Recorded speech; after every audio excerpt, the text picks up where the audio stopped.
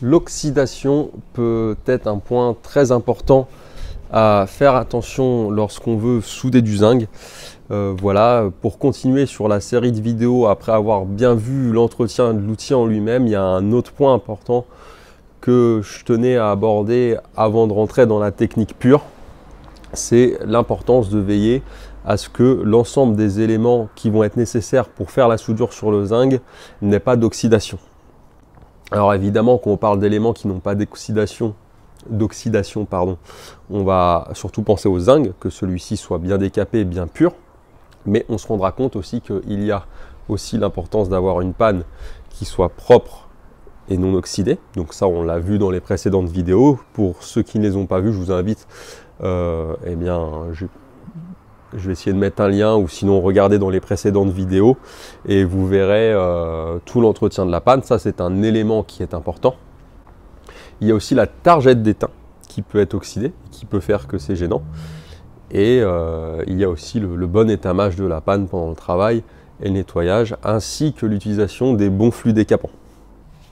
Aussi, cette vidéo fait partie d'une série que j'ai intitulée Comment souder le zinc de manière professionnelle. Donc c'est une mini formation vidéo, on va dire, qui explique vraiment en profondeur comment maîtriser la soudure du zinc pour faire des belles côtes, des belles soudures qui sont bien résistantes et dans un temps plutôt convenable. Donc si ça vous intéresse de la voir, je vous invite à regarder dans les semaines à venir, dans la description en commentaire épinglé, et vous pourrez le télécharger et y avoir accès. Donc voilà, donc j'ai étalé un petit peu sur l'établi tout le nécessaire. Donc on va commencer par regarder les flux décapants. Donc celui-ci, on verra plus tard, il a une autre importance, mais on va voir donc que traditionnellement, le zinc se décape avec de l'acide chlorhydrique. Aujourd'hui, l'acide chlorhydrique, donc autrefois on l'appelait esprit de sel, il est un petit peu plus dilué, voilà, pour des raisons de sécurité. Mais pour ceux qui n'ont pas de décapant chez eux et qui veulent se débrouiller avec ce qu'il y a sous la main, je vais commencer par montrer comment on peut faire un mélange maison soi-même. Donc c'est parti. Donc je commence par prendre un petit récipient en verre, hein, pas en métal évidemment, parce que sinon il va être corrodé par l'acide. Tac. Je prends mon acide chlorhydrique. Je viens donc le verser dedans. Et donc en fait l'acide chlorhydrique à lui seul ne va pas suffire, parce qu'en fait il va avoir un effet où il risque de ternir vite le zinc. Et donc pour éviter ce problème, on va devoir ajouter ce qu'on appelle dans la composition chimique du chlorure de zinc. Donc du chlorure de zinc, c'est quoi? C'est du zinc qui est décomposé. Et donc pour les décomposer, c'est assez simple, il suffit de prendre du zinc. Donc étant donné qu'on soude du zinc, on en a sous la main évidemment. 2 carrés devraient suffire. Et on va les ajouter dans la solution. Voilà, et le zinc va être dissous par l'acide chlorhydrique, et en fait ça va se former en chlorure de zinc, et ça va faire que la composition va avoir la composition chimique dont on a besoin pour décaper notre zinc tout simplement. Là j'ai mon petit pinceau. Et on attend jusqu'à ce que le zinc soit complètement dissous par l'acide. On fera gaffe de ne pas avoir les yeux à côté, hein, pour ne pas se prendre des projections d'acide dans les yeux, hein, évidemment. Le temps que la solution se dissoude, je vais montrer les autres solvants. Donc ça c'est des flux décapants qu'on trouve dans le commerce. Donc tout le monde un petit peu en vend. On va dire que les fabricants de zinc en vendent. Donc VM Zinc vend le Zinset, qui est un bon produit.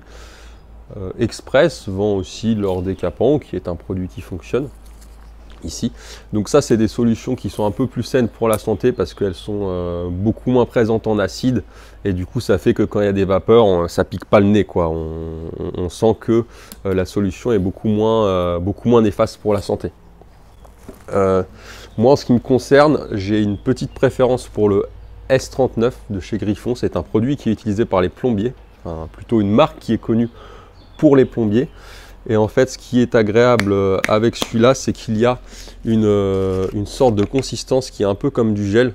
Je ne sais pas si on voit, mais là, quand on fait comme ça, on voit que ça ressemble un petit peu comme à de la colle, comme un peu ce qu'on avait à l'école, quoi. Et ça fait que quand on veut l'appliquer sur des zones à la verticale, tout ça, ça fait que le produit se tient et il dégouline pas tout en bas comme ça, et c'est plutôt agréable. Et c'est vraiment le plus de ce produit-là, en plus du fait qu'il décape vraiment bien et qui marche même sur des zincs qui sont un petit peu oxydés.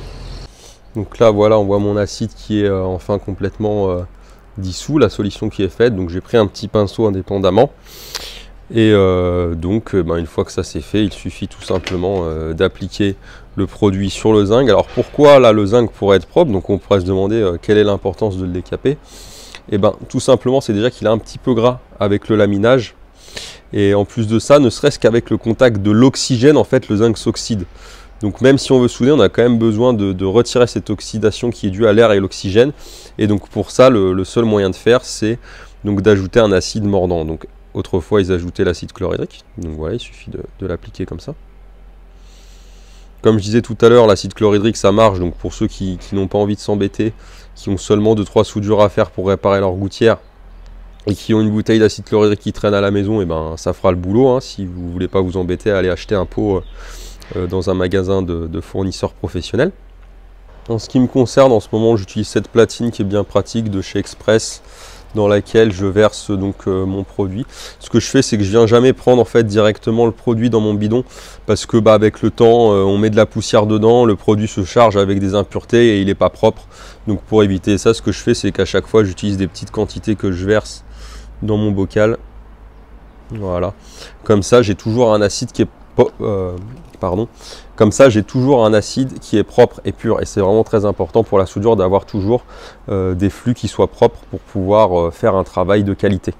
Un autre point important pour la soudure, et qui peut paraître bête, c'est d'avoir une targette qui soit bien propre et bien pure.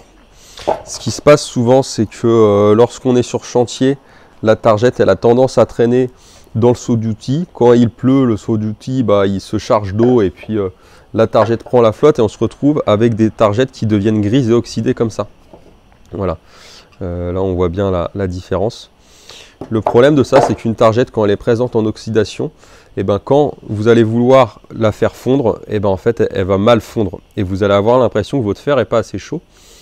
Vous allez le chauffer, ça va brûler le zinc et l'étain va mal fondre et vous n'allez pas comprendre pourquoi. Et en fait, tout ça, c'est dû tout simplement à quoi? C'est dû tout simplement à une targette qui est restée dans un seau d'outils et qui s'est oxydée. Donc, pour résoudre ça, c'est assez simple. Il suffit de prendre la targette, de prendre une brosse métallique et de la frotter jusqu'à retirer son oxydation.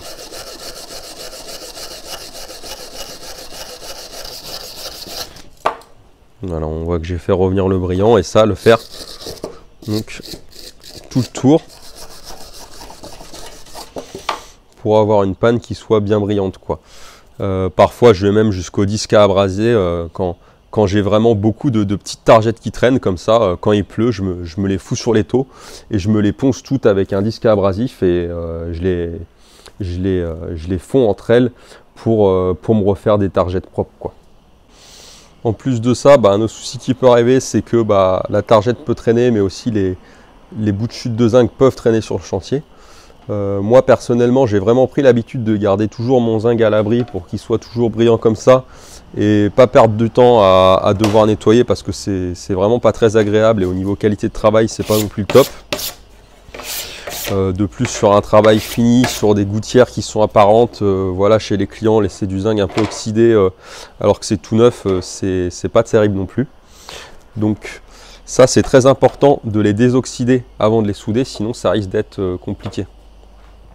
Là, ce qui se passe, c'est qu'elles ont bien pris l'eau, donc bien souvent, alors à moins d'avoir des décapants puissants comme le S39 qui peuvent en venir à bout, mais moi personnellement, quand je fais ça, je préfère utiliser le zinc qu'on utilisait pour décaper les zincs pré-patinés. Les zincs pré-patinés, c'est quoi? C'est des zincs qui sont ternis en fait déjà en usine en fabrication pour avoir tout de suite, dès la livraison du chantier, un aspect patiné sur des ouvrages neufs. Et en fait, les fabricants commercialisent justement Donc là, par exemple, c'est le DK VM Zinc. C'est des bidons qui coûtent un petit peu cher, mais qui rendent quand même bien service. Un truc qui est très important quand on utilise ça, c'est d'avoir un pinceau qui soit différent de celui qu'on utilise pour l'acide. Donc là, j'ai mon pinceau que j'utilise pour mon flux décapant. Et là, je vais prendre un autre pinceau. Pourquoi je vais prendre deux pinceaux distincts? Parce que si je trempe mon pinceau dans cette composition chimique là et que je viens tremper le pinceau imbibé ici ou vice versa, ça va créer des compositions chimiques différentes et ça peut désactiver les produits. Alors bien souvent ça pose des problèmes, ça rend ce produit là inefficace. Donc lorsque je fais ça, je fais toujours attention d'avoir bien deux pinceaux distincts. Et très important, lorsqu'on décape du vieux zinc pour devoir le souder, c'est de décaper toutes les faces concernées. Parce que lorsqu'on soude le zinc, c'est une soudure à recouvrement. Donc les deux plaques de zinc vont se superposer entre elles. Le métal d'apport va venir fondre et revenir par capillarité entre les deux plaques. Et pour que cette métal d'apport puisse accrocher bien, il faut qu'il vienne aussi jusque là. Donc il faut qu'il vienne jusqu'à cette face là, qui est du dessous, qu'il vienne jusqu'à la face du dessus, et aussi jusqu'à la face qui est ici. Donc l'oxydation est à enlever donc sur toutes les faces. Donc je vais le faire là.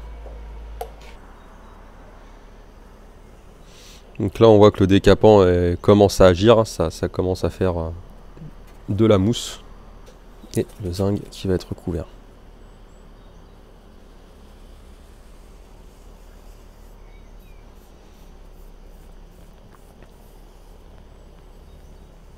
Une fois que le décapant a été passé et bien appliqué, eh ben, je prends une éponge et je le retire. Donc je prends le côté vert et je viens frotter ici comme ça pour le faire revenir. Voilà, avec la présence du décapant, ça va permettre d'éliminer la couche d'oxydation qui va me gêner pendant ma soudure. Voilà, et là on voit que j'ai réussi à le faire revenir jusqu'à son état pur, sans oxydation. Et donc pareil pour cette face-ci. Donc c'est là qu'on voit qu'on a tout intérêt à garder le zinc bien à l'abri et bien au sec pour pas devoir se retrouver à perdre du temps à devoir enlever des traces d'oxydation, quoi.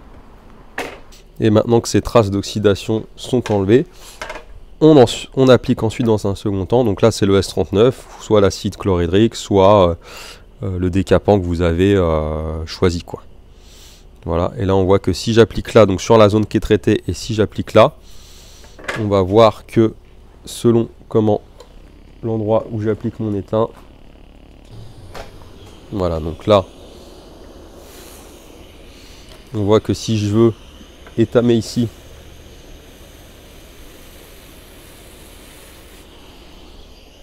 on voit que l'étain il accroche assez facilement. Par contre si je veux étamer sur cette zone là, ça passe, mais on voit que il a un peu plus de mal à accrocher. Donc c'est là qu'on voit l'importance de bien retirer l'oxydation quand on veut faire un travail de qualité, quoi.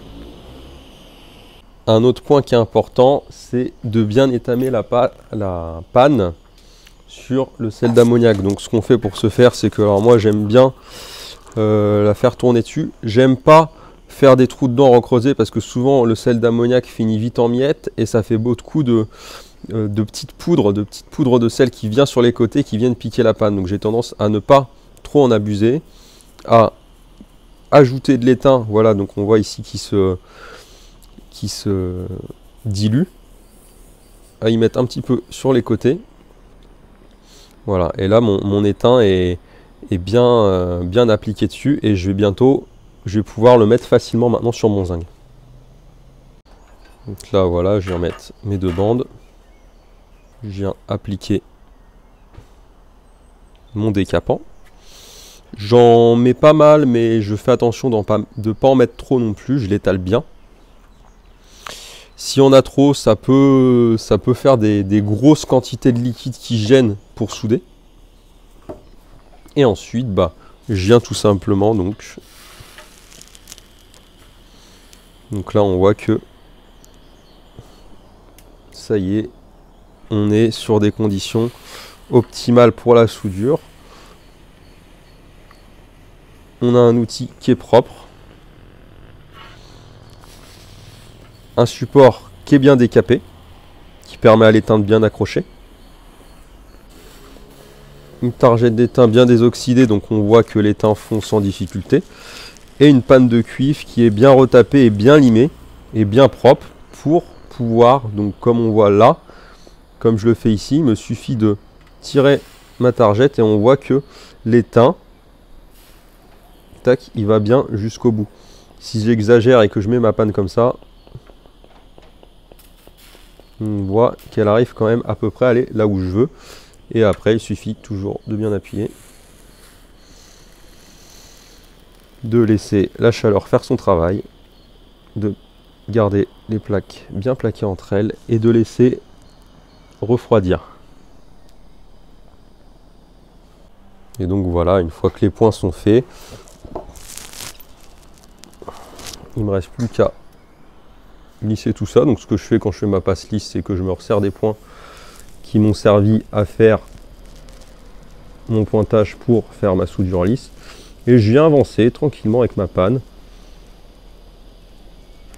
tout en maintenant appuyé l'ensemble pour pas que ça se décolle, pour faire ma soudure lisse.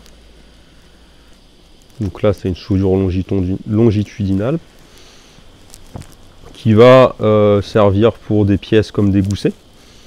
Le fait de mettre la panne en long, ça fait qu'il n'y a pas énormément de capillarité, donc c'est pas quelque chose qu'on va faire sur des gouttières où il y a une forte sollicitation de la dilatation. Mais ça, on le verra dans la prochaine vidéo sur les différents types de soudure.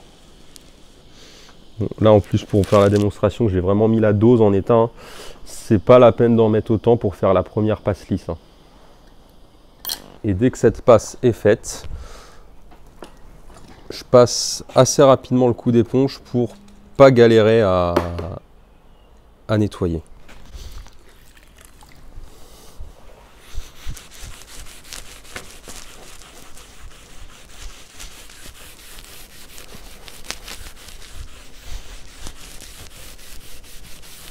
Voilà, donc avec un coup d'éponge. Et là, on voit ici que le tout est bien passé par capillarité. Je ne sais pas si on voit bien sur la vidéo, mais on voit que l'étain déborde par endroits. Et donc ça veut dire que la brasure, elle a bien été effectuée.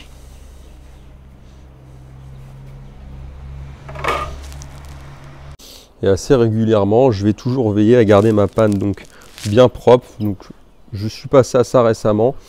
Je fais attention à ce que le sel d'ammoniac ne soit pas trop présent dessus. Je passe et de temps en temps, quand je vois que c'est un petit peu encrassé comme là, je viens essuyer avec un chiffon légèrement humide. Voilà, étant donné que c'est une panne que j'ai étamée comme j'ai montré dans les précédentes vidéos, ça m'évite d'enlever le remettement que j'ai fait lors des précédentes vidéos, quoi. Voilà, donc c'est à peu près tout pour cette petite vidéo. Je voulais vraiment faire une petite avant pour vraiment détailler des petits points de base qui peuvent être importants. L'idée, c'est vraiment, comme je l'expliquais au début, la soudure de mon retour d'expérience, c'est vraiment énormément de détails qui sont à prêter attention. Et une fois qu'on a bien fait attention à la propreté de la panne, l'entretien de l'outil, la propreté du support et des éléments qu'on utilise comme l'étain, du métal d'apport, etc., ça fait qu'on est vraiment sur des conditions où le travail devient vraiment facile en fait. Parce que beaucoup, ce que je constate sur les chantiers, c'est que souvent, on a besoin d'aller vite. Souvent, le fer à souder, il traîne sur le toit, l'étain traîne sur le toit, les targettes d'étain et les gouttières traînent dehors aux intempéries et ça fait qu'on se retrouve dans des conditions de travail où on n'est pas à l'aise, c'est pas confortable, il y a de l'oxydation un peu partout et ça explique souvent pourquoi en fait les soudures sont pas de la qualité qu'on aimerait avoir. Donc voilà, je voulais vraiment mettre l'accent là-dessus. Maintenant, on va pouvoir passer sur la partie, je pense, qui vous intéresse le plus, qui est la technique pure en elle-même. Donc en ce qui concerne les gestes de métier, etc. quoi. Dans la prochaine vidéo, je vais faire un petit topo sur la chaleur du fer, tous les petits éléments qui sont à prendre en compte pour s'assurer d'avoir la bonne chaleur. Voilà. Il y a plein de petits indices, de petits éléments à observer visuellement et à l'audition qui permettent de bien connaître la chaleur du fer. Et ensuite, on verra les différents types de soudure. Voilà, encore une fois, cette vidéo fait partie de la mini formation vidéo que je suis en train de faire actuellement. Donc j'ai besoin de vos retours, j'ai besoin de savoir ce que vous en pensez, si vous trouvez le contenu pertinent. J'aime bien avoir des critiques constructives.